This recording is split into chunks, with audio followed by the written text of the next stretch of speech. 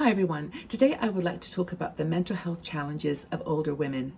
This is going to be a sit down with a cup of tea, a relax and listen conversation, because it's one that I've never spoken about in the 10 years I've been doing videos. I've come at it from an angle sometimes about situations that people are facing as they get older, and the challenges of getting comfortable with that process and overcoming the stereotypes.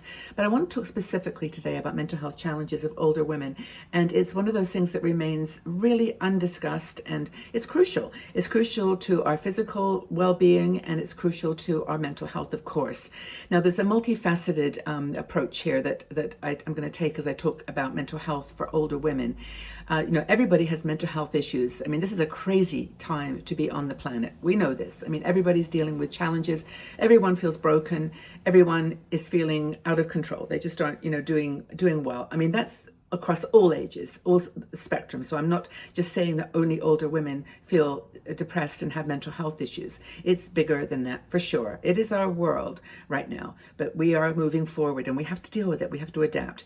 So what are some of the things that happened to older women that makes it unique? Well, of course, there's things like the onset of menopause, the changes in our appearance, the wrinkles and all the what we might consider imperfections, the fact that we're not considered by ourselves mostly to be beautiful anymore, declining physical abilities. You can't maybe carry as much, or you feel tired, or perhaps you've got some chronic illnesses that are really you're struggling with, because this is, your body is going to, age. It's just not going to be the same as when you're in your 20s and 30s. Another thing, of course, gets into the category of losing people. Losing friends just because they change and because they're not, sort of part of your life anymore, but also losing them, having them die, having them pass on. And it's really, really sad when that happens. And I'm hearing more and more from women in our community that they've just lost a friend.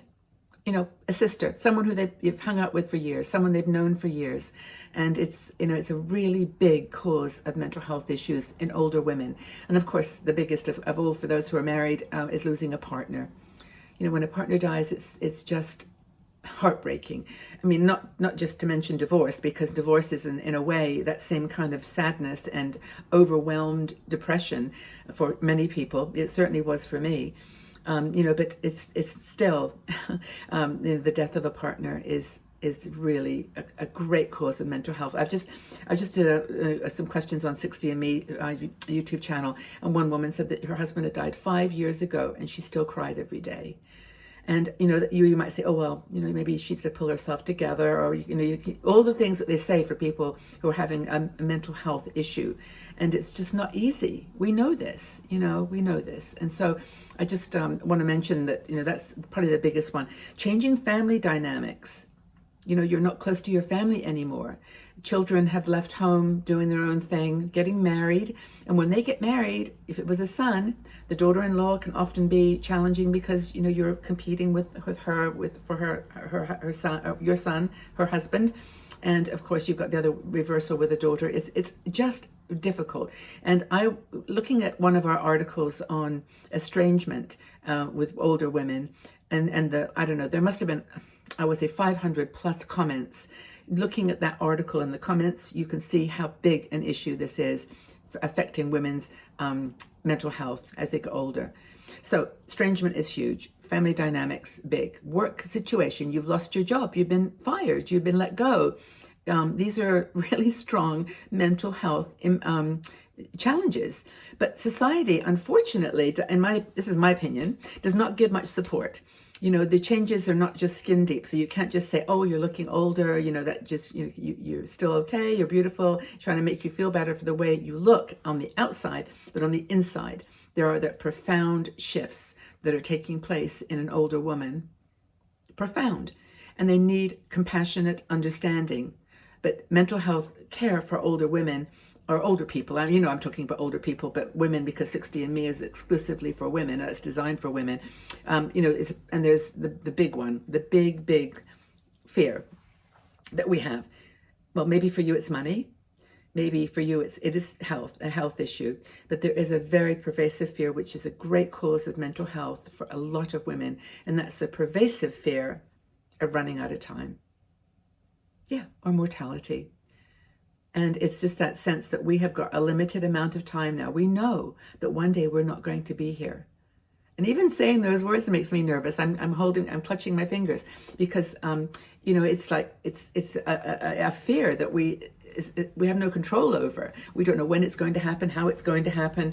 And there's this urgency and this anxiety about the future. And we can't help it, it's just part of the process of aging. So that's mental health challenges of older women. Have I got everybody stressed now? Let's have a cup of tea and just sit back and just breathe. It's okay. Why does mental health matter? Well, mental health is a vital part of physical health. I did a video on this a few weeks ago, and it's very interesting that any depression that you're feeling, any mental health issues can lead to a decline in your physical well-being. And so there's this vicious circle then of deteriorating health, which makes you more worried about the future, which makes you feel nervous and stressed.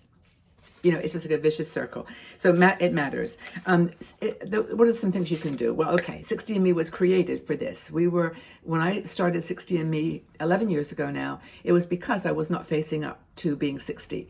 I'd been 60 for 3 years, and I still wasn't facing it. And I had an accident. I was not paying attention to my health, to my reality as a 4-year-old, 3-year-old woman. And I started 60andMe because I wanted to help. And then when it got started, you wanted to help. And everybody now is helping each other. This is a very supportive group. I don't know of any other group with this many people with this kind of support. If you know one, let me know, because I'd love to meet the people that are doing it if you've got someone.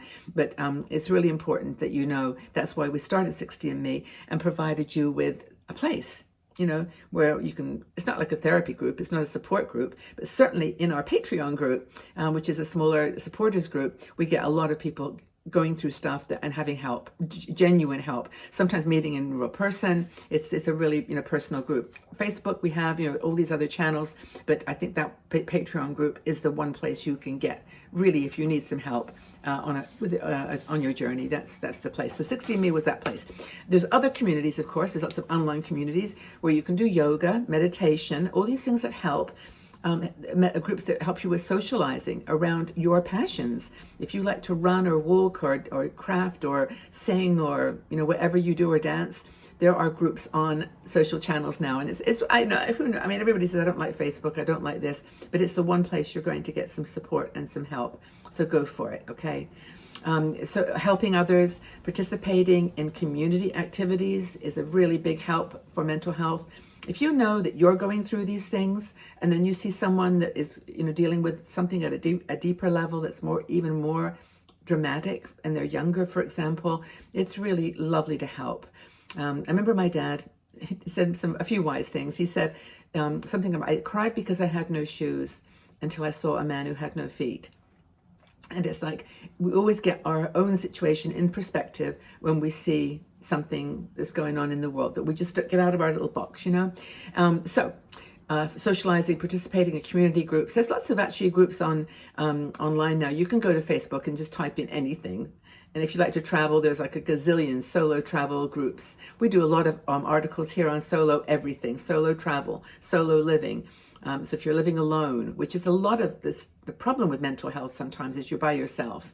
You haven't got that person living with you or next to you, and it's just you feel like you're in a vacuum. You're just not getting any support. But there's a lot online, so don't hesitate to reach out. And if you are really struggling, then you need a professional. Please, you don't do this on your own. You don't need to struggle on your own. Okay? Words from Margaret, famous last words. So, conclusion. Everyone is broken.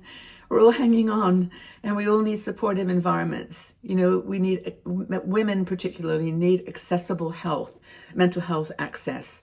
We need someone to help us alleviate the struggles, confront the challenges, adapt to our reality, and to be able to get on with life in this beautiful time that we have.